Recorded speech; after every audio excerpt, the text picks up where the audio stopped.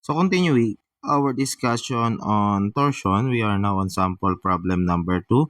Sabi dito kay problem 2, a torque T equivalent to 3 kN is applied to the solid bronze cylinder as shown. So determine A, the maximum shearing stress. Letter B, the shearing stress at point D, which lies on a 15 mm radius circle drawn on the end of the cylinder. And then letter C, the percent of the torque carried by the portion of the cylinder within the 15 mm radius. So for this problem, given sa atin yung value ng torque T, which is 3 kN, and applied on a solid bronze. So common mistake, nakakita ng guhit sa loob, inakala na siya ay hollow. So hindi siya hollow. Specific yung problem, sabi niya solid daw. Okay? Meron lang siyang inilagay na point D dito sa point na to, kaya siya naglagay ng isang hollow circular line. Okay? Now, the first question of the problem is to determine the maximum shearing stress. Tau max lang yung hinahanap. Sabi natin, the working formula natin for tau max is just TR over J kasi maximum, no? So, ano ba yung ating radius? So, from this figure, our radius is, kung ito yung center natin, na dito nangyayari sa pinakadulo yung ating maximum stress. So, let me redraw that.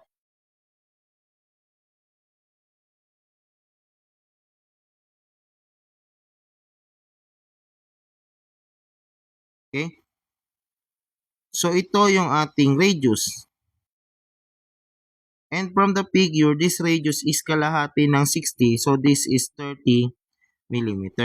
So, from this radius, dito na di-develop yung ating maximum shearing stress. Okay?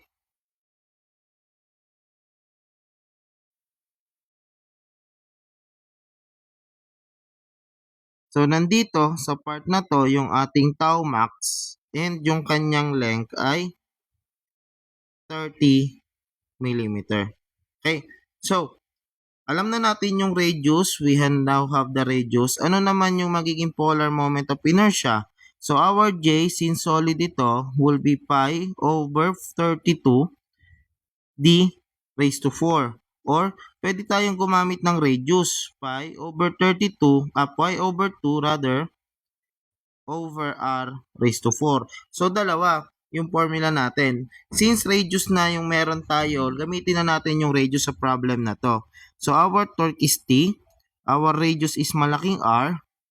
Kasi, solid or yung pinakamalayong R yung hinahanap natin.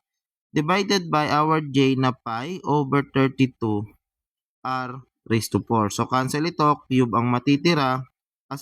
Pi over 2. Makulit itong 32 tsaka 2. Lagi nagpapalit. So, aangat yung 2. We can say that our tau max is 2t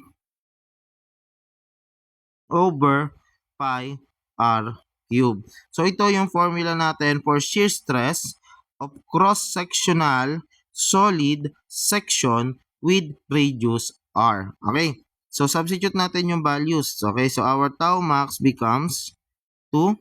But take note, yung torque natin is in kilonewton meter. Yung torque is in kilonewton meter. Pero, our dimension is on millimeter. Pwede kang mamili na kung yung ating torque yung gagawin mong yung ating torque ang gagawin nating newton millimeter or yung ating radius yung gagawin nating meter. Kahit alin ay pareho namang tama.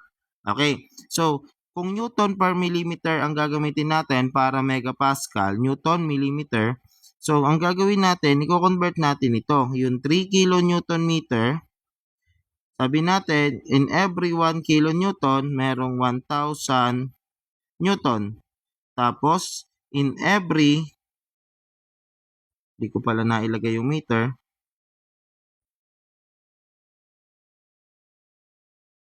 in every 1 meter, may 1,000 millimeter. Therefore, we can say that our torque is 3 times 1,000 squared or that is 1 times 10 to 6 Newton millimeter or our torque is 3 times 10 to 6 Newton millimeter.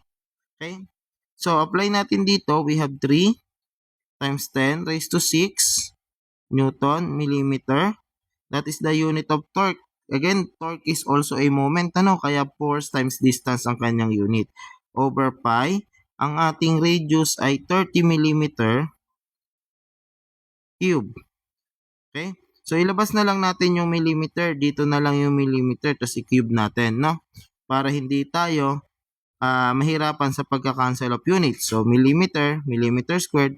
Our unit of stress is Newton per millimeter squared. So, our tau max is,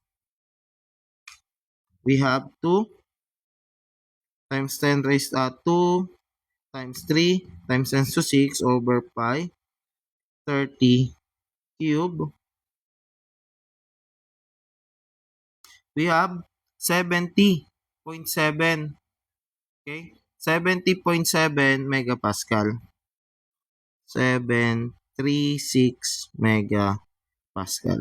So, this is our answer for letter A. Ngayon, for letter B, ang tanong naman is, ano naman daw yung shear stress natin sa point D? Okay. So, meron naman daw tayong point D, which is, sabi ng problem, ayan.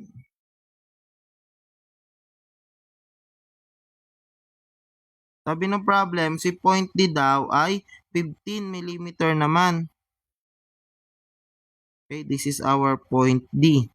15 mm mula doon sa ating radius. So, ang tinatanong sa atin ay yung stress dito sa point na to. Kung ito yung ating point D, oops,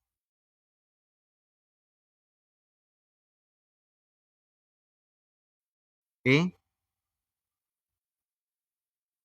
ano daw yung stress dito? Stress at point D. So, meron tayong dalawang paraan to solve for this. We can either use yung formula or we can use yung ating triangle, ating stress distribution. Okay, ang tawag dito ay stress distribution. Alright, so gamitin muna natin yung formula. Sabi natin, ang formula for shear stress is TR over J. Okay, so substitute natin yung values. Meron tayong torque. Ang torque daw natin ay 3 times 10 raised to 6. Okay, Newton millimeter. Ang radius natin hanggang point D na lang yung tinutukoy. Let me correct this. This should be T rho. Okay? This should be rho. Which is 15 mm na lang daw over J. Ang polar moment of inertia natin dito is yung kabuuan. Take note, hindi natin nililiitan ng polar moment of inertia. Ang polar moment of inertia lagi ay yung kabuuan ng cross section. So that is pi over 32 multiplied by 30 millimeter. Pi over 2, kasi radius nga pala tayo, millimeter raised to 4. So, our tau D is, cancel na to, yung millimeter natin, ilabas natin dito. Millimeter raised to 4. Okay? Ang maiiwan na lang sa atin ngayon ay millimeter squared. So, our shear stress is 3 times 10 raised to 6 times 15 over pi over 2 times 30 raised to 4. We have 35.367 megapascal. This is the shear stress on point T. This is a solution 1 pa lang ito. Okay?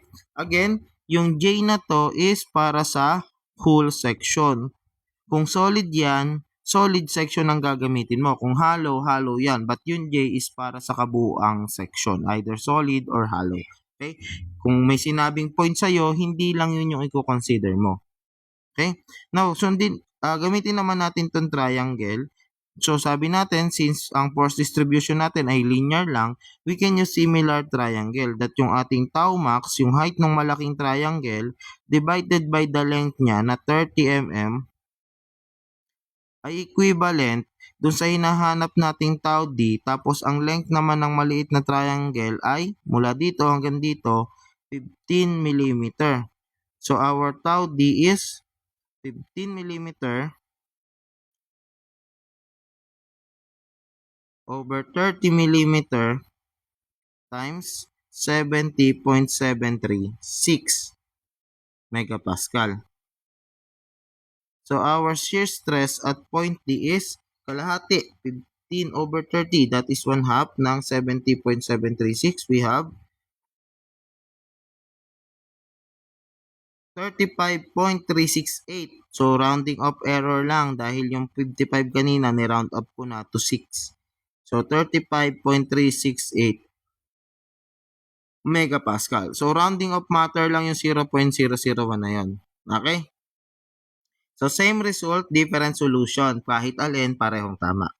For letter C, ang tanong lang sa atin ay yung percent carried by the 15 mm radius. So, ilan daw yung percent carried na torque ng 15 mm radius? Okay. Yung 3 kN meter, yaan yung kabuuang stress na kinikerry ng buong section. Okay. So, imagine niyo itong circular shaft. Ito ay mga grupo ng tao na nagre-resist ng rotation. Ang hirap, di ba? So, grupo ng tao yan. Ang tinatanong, doon sa 3 kN meter, ilan yung nire-resist ng grupo na to? Okay? So, definitely, hindi siya 3 kN meter. Although 3 kN meter yung ginamit natin dito, okay? That is a portion na nire-resist ng kabuuan. Kaya ang ating J ay whole section. But kapag ang pinag-uusapan lang natin ay yung nire-resist nito, that is not 3 kN. Meron certain percent lang na nire-resist yung area na ito. Okay? At yun yung kailangan nating hanapin. Considering if that's the case, i-consider natin na ito na yung buong section natin. Okay? So what will happen now, we will use the same formula. Yung shear stress natin is the same, 35.367 Newton per millimeter squared. But, pagdating sa formula, sa halip na whole section yung gagamitin nating J, ang gagamitin nating J na lang ay yung etong area na to. Kasi gusto nating malaman kung ilan lang yung torque na kine-carry niya. Okay? So, hanapin natin yung torque na to. Our radius ay 15 mm. Then, yung ating polar moment of inertia will be pi over 2 times yung 15 mm na lang cube. So, here we have now a torque of 35.367 times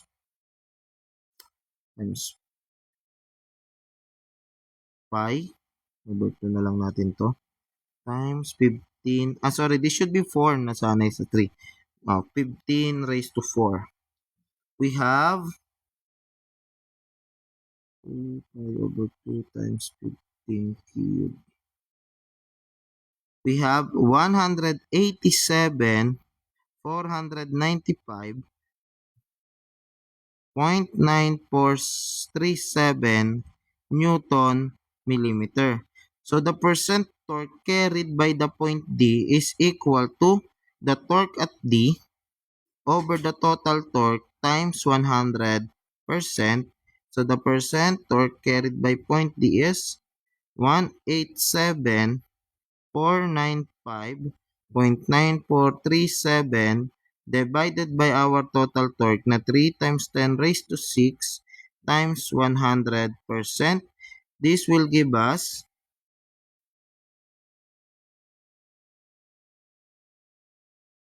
6.2498, so 6.25%. Ibig sabihin, yung 6.25% ay carried by this portion and yung natitirang this one is 6.25% lang yung kine-carry at yung nandito naman is 93.75% of torque naman yung kine-carry. Alright? So, is again, for number 3, medyo different lang yung pagsosolve niya kasi ang tinatanong sa atin is yung specific torque lang ng portion na to. Yung kabuuang 3 kN meter ay ginamit natin sa buong shaft. Kaya dito, 3 kN meter para sa buong shaft, tapos yung J natin para sa buong shaft din na pi over 2 over 30 raised to 4. Pagdating dito, since specific na yung problem natin, specific area lang, ito is para lang kay point D. Okay? Kaya yung gagamitin nating J ay para lang din kay point D. Okay? So, that should be the answer for this problem. See you on the next one. So, next problem, Sample problem number 3, sabi dito, determine the torque that can be applied to a solid shaft of 20 mm diameter without exceeding an allowable shearing stress of 80 megapascal. So, solvein muna natin to bago tayo pumunta kay P. According to the problem, meron daw tayong shaft, solid shaft na ang diameter natin is 20 mm. Ang tinatanong ng problem, what is the value of torque that can cause a shearing stress of 80 megapascal? So, madali lang ito kasi solid shaft. Sabi natin, na-solve na natin sir, na-derive na natin yung formula for solid shaft. Sabi natin, that is 2T over pi r cube. Okay. Ano yung magiging radius natin dito? Our radius is kalahati ng diameter. So, this is 10 millimeter. So our torque now is equivalent to tau max multiplied by pi r cube over 2. So torque is, our tau max is 80 Newton per millimeter squared multiplied by pi multiplied by our radius na 10 millimeter cube. Yung millimeter ilabas na lang natin para makapag-cancel tayo ng unit. So, 10 cube millimeter cube na lang, palitan natin. Divided by 2, cancellation of units, ang matitira sa atin ay Newton millimeter. So, the torque now is 80 times pi times 10 cube over 2. We have 125,663.7061 Newton millimeter. So, i-divide natin sa 1,000. Pag dinivide natin to sa 1,000, we have 125.664 Newton meter na yung sagot natin. So, this is our answer for this problem. So, for letter B, ang sabi naman ni letter B, isolve daw natin si part A, assuming that the solid shaft has been replaced by a hollow shaft of a same cross-sectional area with an inner diameter equal to half of its own outer diameter. Uy, word problem. Pinalitan naman daw natin ngayon ng hollow. Hollow naman, paano ba kita? Ayan, medyo centered na. Na according to the problem,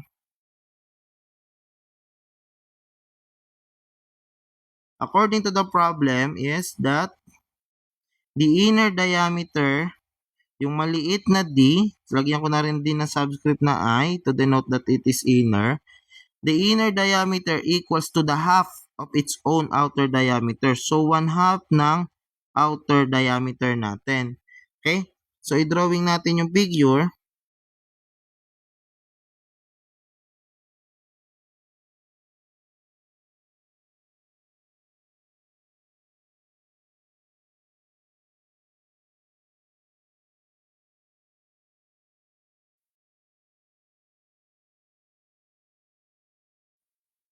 So, this one is our DO, our outside diameter, which according to the problem is,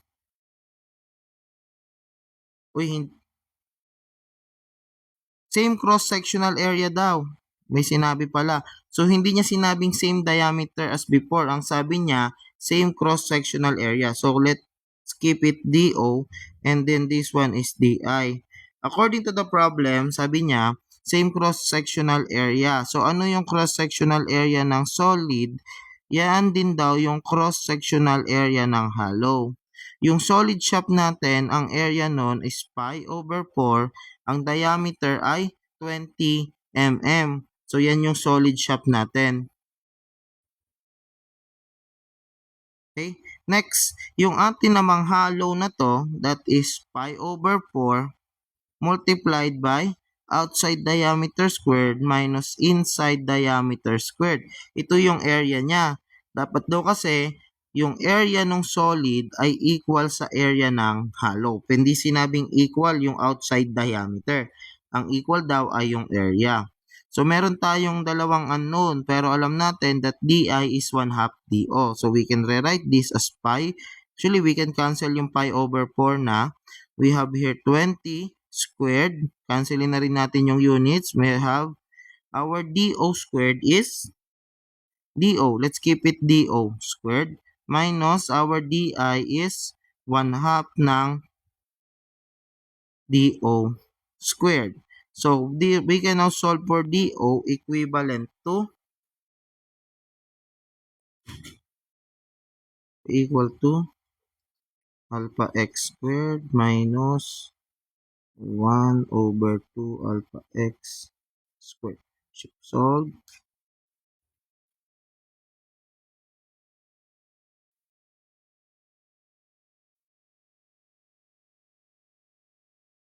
So, outside diameter natin is 23.094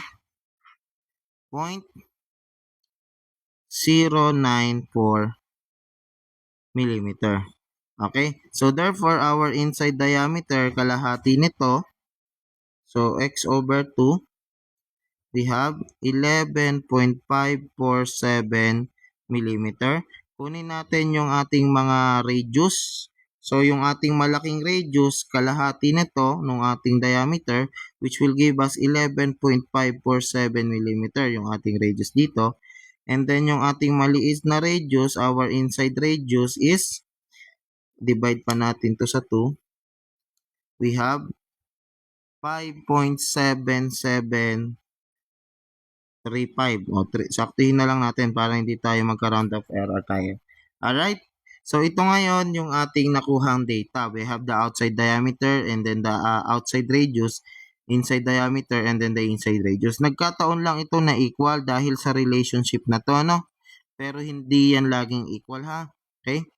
So, meron na tayong data. Ang hinahanap na lang sa atin ngayon is the maximum stress. Sabi kasi ng problem, isolve lang daw natin si part A. So, maximum stress din yung hanap nun. So, kunin natin yung maximum stress. Sabi natin, the maximum stress is TR.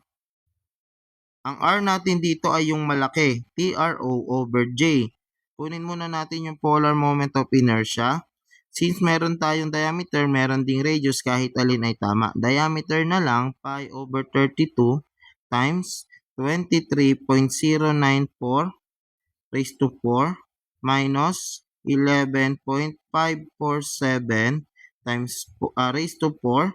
So, our polar moment of inertia is pi over 32 times 23.094 raised to 4 minus 11.547 raised to 4. We have 26,179.89 millimeter raised to 4. This is our polar moment of inertia. Again, naka-raise siya sa 4, similar with moment of inertia. So, substitute natin yung values. Our tau max becomes the shear stress by the torque given by the problem is, I apologize, hindi pala tau max ang hinahanap.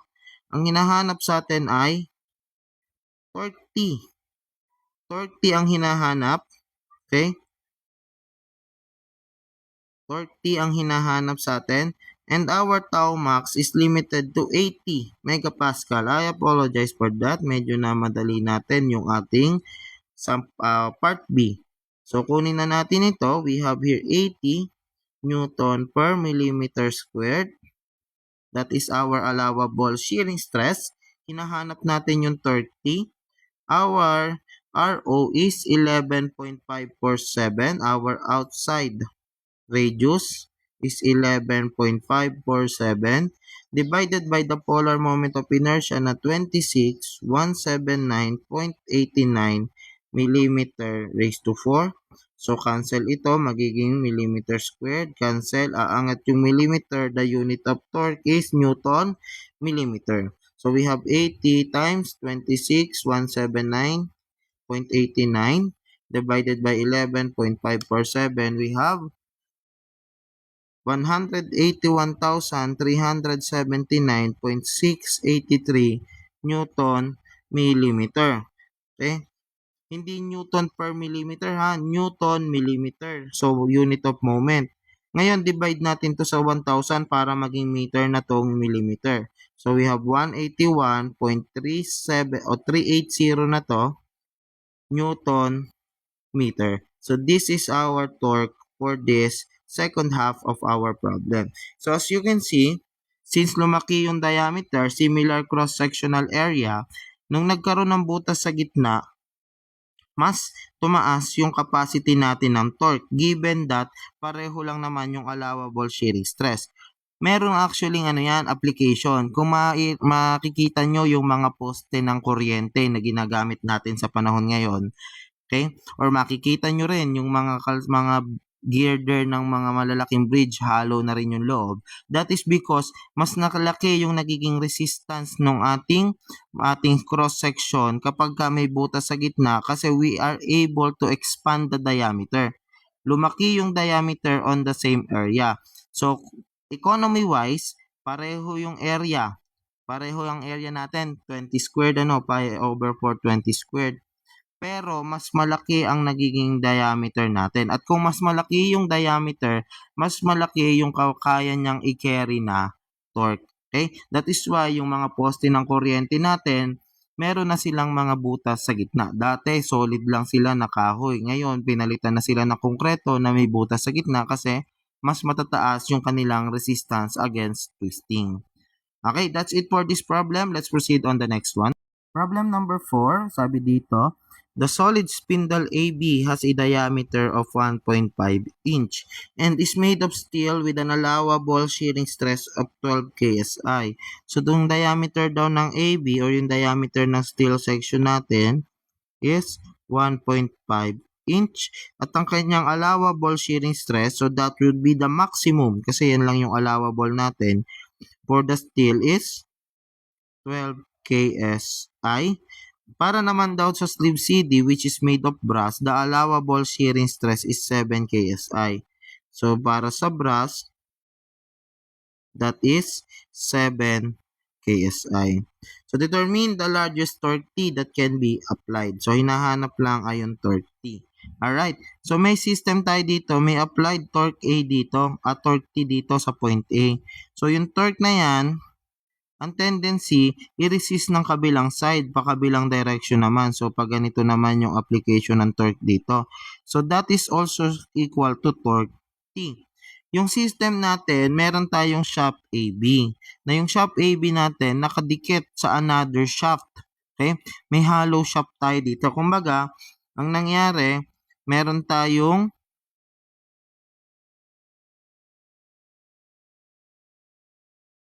up. Mali. Ito yung brass.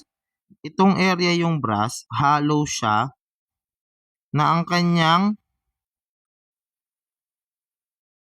outside diameter ay, lagay ko na rin yung inside dito.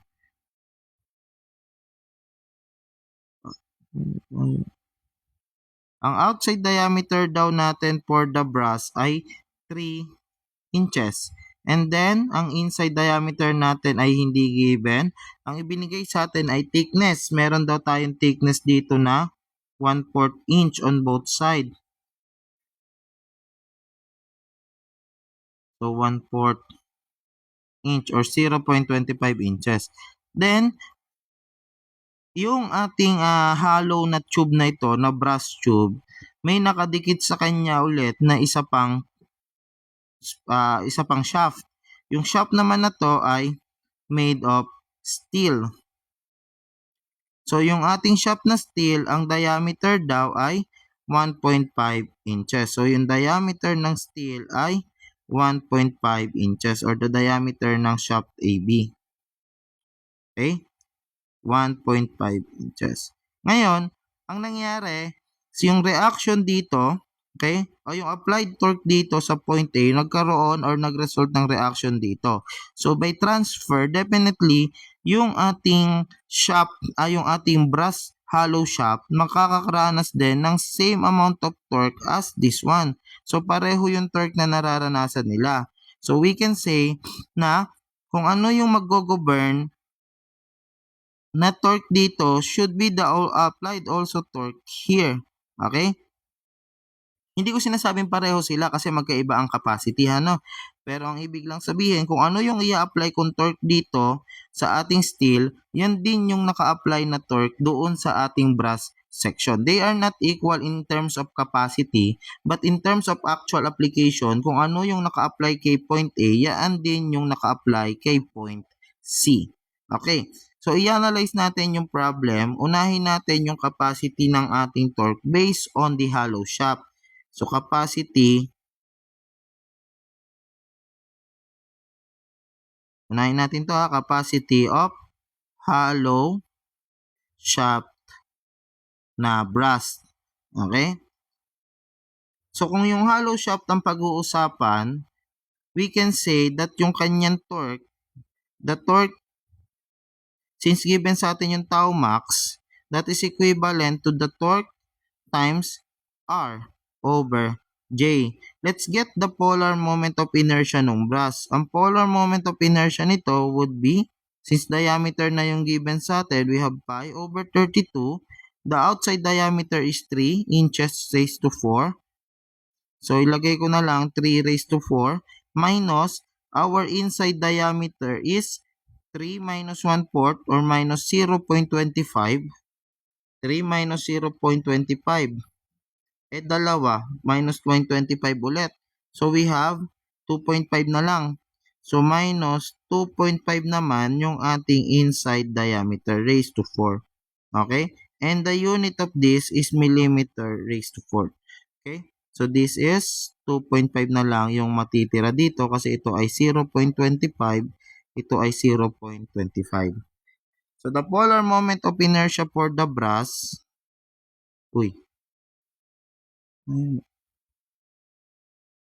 will be pi over 32 times 3 raised to 4 minus 2.5. 2.5 raised to 4. Medyo mamadali na naman. We have here 4.1172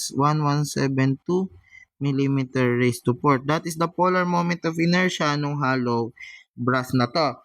Okay, now let's proceed with solving our T. So our T becomes our tau max times the polar moment of inertia J over R. So the applied torque will be, our tau max according to the problem is 7 KSI. Yung 7 KSI na yan, that is 7,000 pounds per inches squared. So itong 12 KSI, that is 12,000 pounds per inches squared. So let's substitute the value. So this is now 7,000 pounds per inches squared times our polar moment of inertia J is 4.1172 inches to the fourth. So this should be inches pala. Okay? Units. Right? Over the radius. So ang tinutukoy sa ating radius, since maximum ang pinag-uusapan ay ito. So yung radius na yan is kalahati ng diameter. So this is our R here outside is 1.5 inch. So therefore, divide natin siya sa 1.5 inch. So our shear stress now is 7,000 times 4.1172 over 1.5. For the hollow tube, we have a capacity of 19,213.6 pound-inch of torque. Okay? So, cancel natin to, no? Then, ito makakancel. Isa na lang. So, pound-inch. So, this is the torque capacity of our hollow shaft. Puntahan naman natin yung capacity ng solid shaft.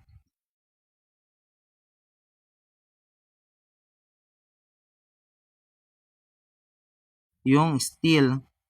Okay? Kunin muna natin yung polar moment of inertia ng steel. Actually, solid naman siya pala. So, we can use the formula for tau max that we have derived previously, which is 2T over pi r. Okay? Steel na yung gagamitin natin dito. Cube. So, we have now the torque equivalent sa tau max times pi, yung r ng steel cube over 2. So, our torque is The allowable daw na shear stress natin for steel is 12,000. 12,000 pounds per inches squared times pi times ang radius na lang ng steel natin since ang diameter ay 1.5, this would be 0.75 inch. So this is 0.75 cube, then the unit is inches cube divided by 2. Cancellation of unit, mawawala na square, the unit is pound inch. So we have here 12, 1, 2, 3 times pi times 0.75 cube over 2. So, for the capacity naman ng ating steel, we only have 7,952.156 pound inch. So, meron tayong dalawang value of torque, isang 19, isang 7.9 kip inch. So, ang pipiliin natin dito, since ang pinag-uusapan ay load, similar with force, ang pipiliin natin ay yung mas mababa. So, this will be our final answer and it will govern since it is smaller. Kapag ka load ang pinag-uusapan, again, load, force, moment, ang ating pipiliin ay yung mas mababa. Kapag stress, yung mas mataas. Kapag ka dimension, lagi tayong nagra-round up at pinipili natin yung larger dimension. Okay, that's it for this problem. See you on the next one.